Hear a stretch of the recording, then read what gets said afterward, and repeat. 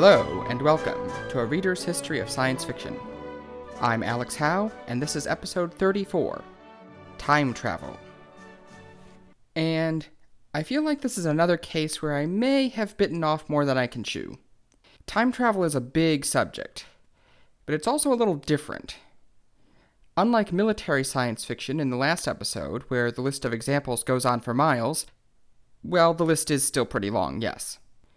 But the thing is, a lot of the examples are not from dedicated time travel stories. The weird thing about time travel is that it seems like every sci-fi show or even movie series has a time travel episode. A classic non-sci-fi example is Harry Potter and the Prisoner of Azkaban. That's a series about magic and wizards and flying on broomsticks and time behaving perfectly normal, thank you very much. Except in the third book, they go back in time to solve the problem at hand. That's a lone time travel story in a series that's otherwise not about time travel. Star Trek is probably the worst offender here. A show that's not generally about time travel, but they seem to go back in time at least once a season, including one deliberate case of a mission of historical research to 1968 in the original series. However, I'm going to be avoiding those kinds of stories here. I stand by what I said about Anne McCaffrey's Dragonflight in episode 25. Time travel ruins any story that's not specifically about time travel. It just takes away too many of the stakes. In fact, even J.K. Rowling realized that, which is why she destroyed all the time turners in Book 5. We won't talk about Cursed Child. Now, this is an overgeneralization, of course. Some non-time travel stories do a really good job with it. I've written before that I think Avengers Endgame is one of the best examples. And you may say that is a dedicated time travel story, but I don't really see it that way. The point I'm trying to make is that, much like military sci-fi, the number of time travel titles that come up on the list of classics is surprisingly short. But there's a lot more just beneath the surface. The difference is that just beneath the surface here means a lot more one-off stories in non-time travel series. Time travel also isn't new in this podcast either. I've already discussed A Christmas Carol, A Connecticut Yankee in King Arthur's Court, The Time Machine, A Sound of Thunder, The End of Eternity, Slaughterhouse-5, Doctor Who, Dragonflight, Time Enough for Love, and Kindred. Why am I doing this in one episode again? Okay, how about this? I'm going to break time travel into 2 episodes.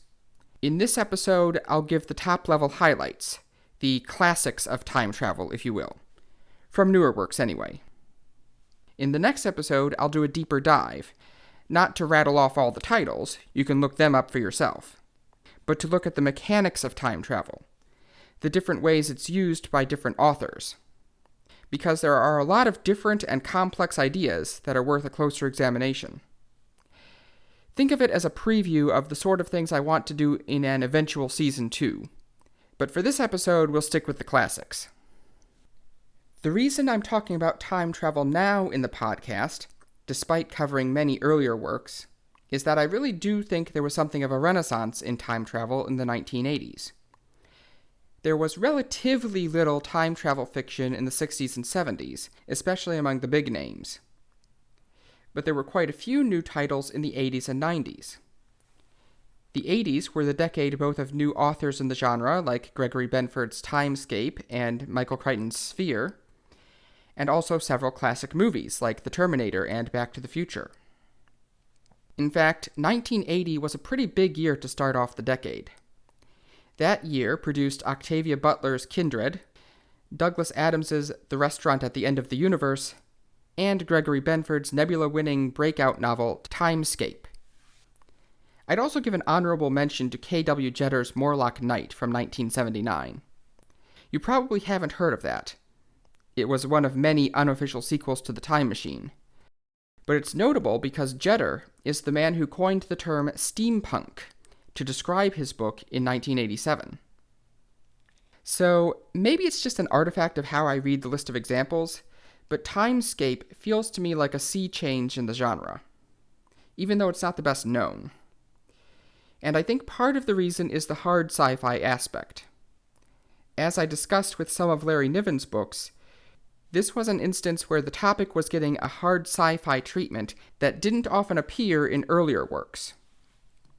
It certainly wasn't the first.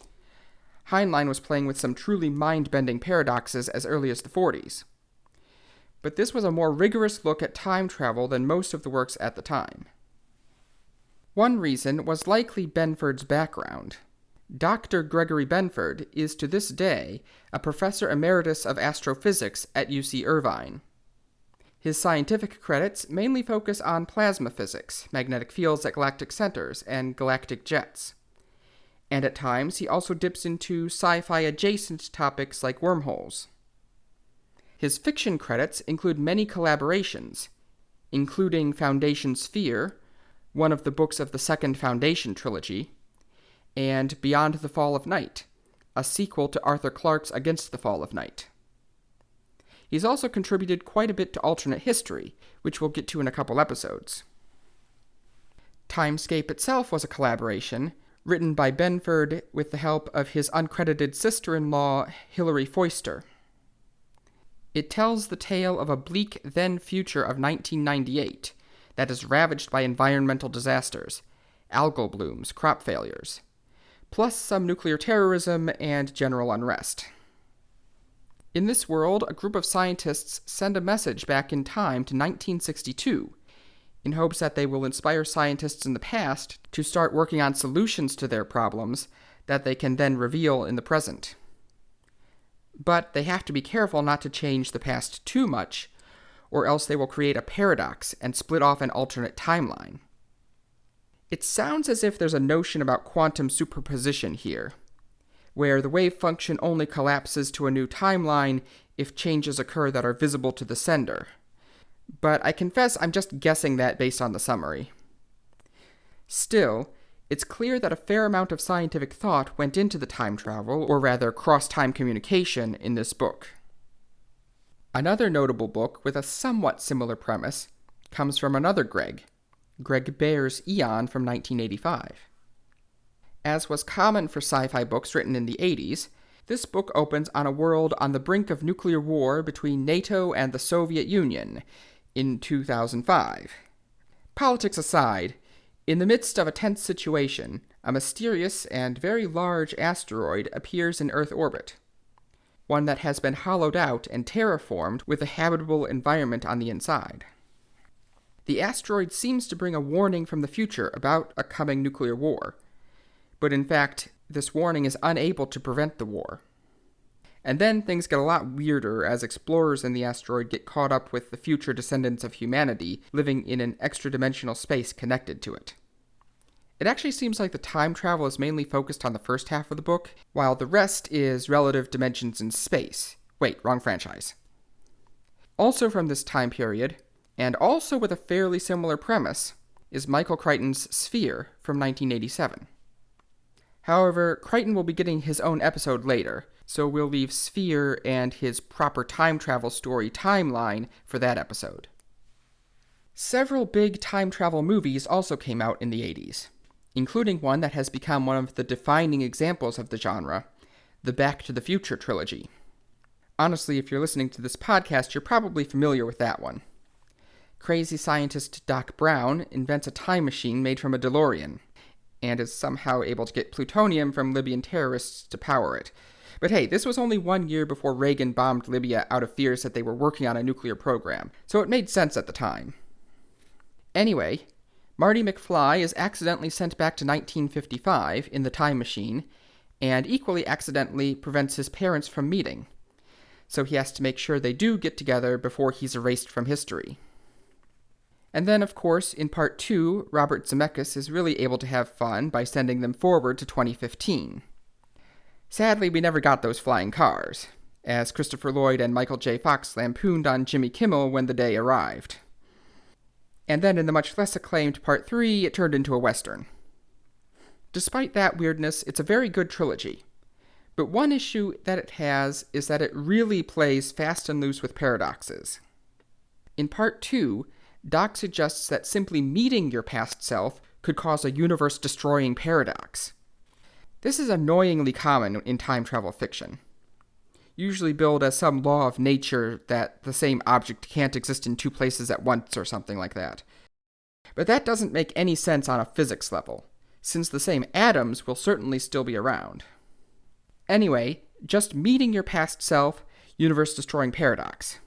And yet Marty accidentally erasing himself from history simply causes him to slowly fade away over the course of a week, which is weird in itself. And Doc repeatedly changes the timeline without any fuss pretty much whenever it suits him. It doesn't make a whole lot of sense when you think about it, although that tends to happen a lot with time travel. Another series that plays fast and loose, of course, is the Terminator series. You probably know this story too. In the future, an evil artificial intelligence called Skynet takes over the world and tries to kill all the humans, but is eventually defeated by John Connor. Knowing this, the machines repeatedly send Arnold Schwarzenegger back in time to try to kill John and his mother Sarah, forcing future John to send agents of his own. And leaving aside the fact that the time machine can seemingly transport anything except clothes, it's never quite clear how the time travel works. In the second movie, it looks like Judgment Day is averted, then in the third movie it does happen, but kinda differently, and the later movies change things up again. Ultimately, it seems like it's possible to shift the timeline at will in the Terminator universe, so it's not clear if John Connor's time war will ever end. Which is actually kind of an advantage for such a lucrative franchise. Funny how that works. And of course, I can't ignore one more major time travel movie, Bill and Ted's Excellent Adventure, in which George Carlin travels back from the 27th century and has to help two high schoolers pass their history class so that they can grow up to become the great rock band that inspires humanity to build the future utopian society. Cue running all over history and causing general mayhem. Now back to books. The author I consider to be the gold standard for time travel fiction is Connie Willis. Connie Willis was an elementary school teacher when she started writing sci-fi, but she eventually became a full-time writer after receiving a National Endowment for the Arts grant in 1982. She's known for a great dynamic range, extending from very dark material in Doomsday Book all the way to screwball comedy. She's even written whole collections of Christmas sci-fi stories, including the Hugo-winning novella All Seated on the Ground, about ill-tempered alien visitors who refuse to respond to any form of communication except Christmas music. She also credits a lot of her inspiration to Robert Heinlein, and several of her stories are clearly inspired by him. But most notable for this episode is that Willis has written 3 novels about time travel, in what I think is an underused context. In her world, historians at the University of Oxford use time travel for their research, in dramatic stories that play out in the pages of Doomsday Book, to say nothing of The Dog, and Blackout All Clear. Doomsday Book, the first and best known of the 3 books, was written in 1992 and opens in the year 2054. In the future, Oxford, and presumably other universities, has a time machine used for historical research. The time machine allows people to teleport in and out of a prearranged time and place in the past, but it is also subject to quote-unquote slippage. In these time travel rules, history cannot be changed, and paradoxes are prevented from occurring by bouncing the exit point far enough away from historically important points to avoid interfering. For major historical events, this can be years, so the historians are limited to studying the day-to-day lives of ordinary people. In 2054, history student Kivrin Engel wants to be the first person to travel back to the Middle Ages, which were previously deemed too dangerous to visit. After extensive training, vaccinations, and cybernetic language implants, she is able to go back to 1320, only to fall victim to a mysterious illness when she arrives. When she awakens from her fever dreams, she realizes that A, she has no idea how to get back to the drop point to return home, and B, she was sent to the year 1348 by mistake, meaning that she landed in the middle of the Black Death, a far more dangerous time than her intended destination. But her own illness was not the Black Death. It turns out to be the beginning of a deadly flu epidemic that is hitting Oxford in the present. one that seems to cause a disproportionate amount of confusion and delirium. I never quite understood that. And actually, there's quite a bit of backstory there.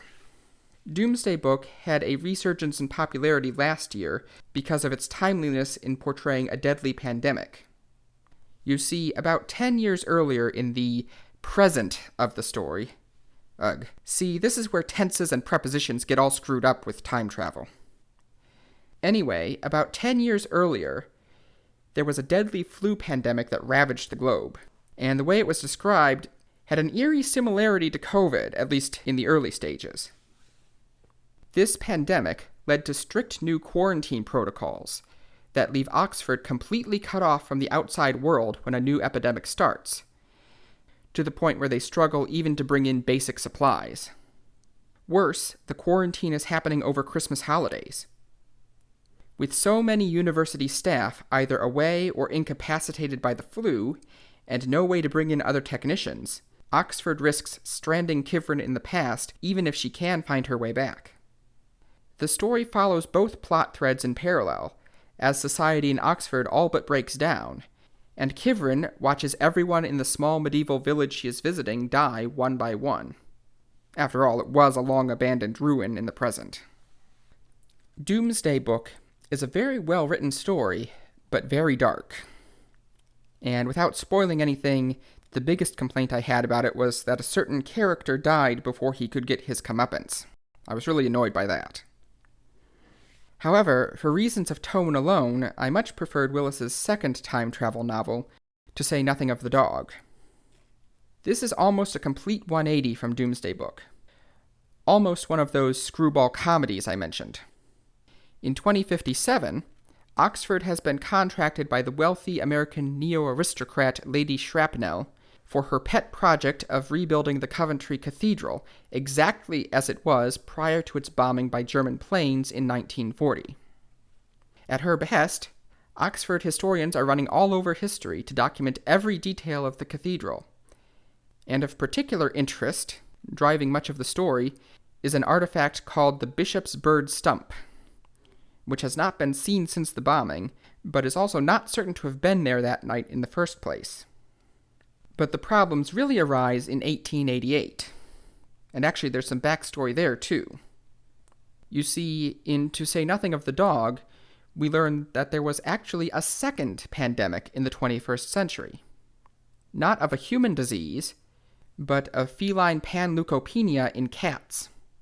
By 2057, cats are completely extinct. We also learn that the same rules that prevent time paradoxes also prevent time travelers from bringing any items forward from the past. So when a time traveler somehow brings a cat home with him from 1888, the scientists fear that universe-destroying paradoxes may ensue. Indeed, when Ned Henry is sent to 1888 to try to return the cat, it looks like history is already going off the rails. It sounds like a story that could also get pretty dark, but it's not. It's very witty, and much more comedy of errors than gloom and doom. I do have one major complaint here, too, which is that I spotted the answer to a certain mystery right away, and was rather surprised the characters didn't even think of it. But other than that, I really enjoyed it. If you want light-hearted time travel that's still rigorous, this is the place to go. Willis's third time travel book is the two-part novel Blackout, All Clear, written in 2010. Blackout and All Clear are about the London Blitz, which Willis first visited in her much earlier short story Firewatch, which introduced her time travel universe. In this story, time travelers studying World War II find themselves stuck in the past, the time machine refusing to bring them home, and have to figure out what's gone wrong while also surviving the war. I confess I haven't read this one. It's on my list, but it's a long list and a long book. But it's very highly acclaimed, so I suspect it'll be worth the read. There's one more recent time travel story that's considered to be a classic these days. The Time Traveler's Wife by Audrey Niffenegger.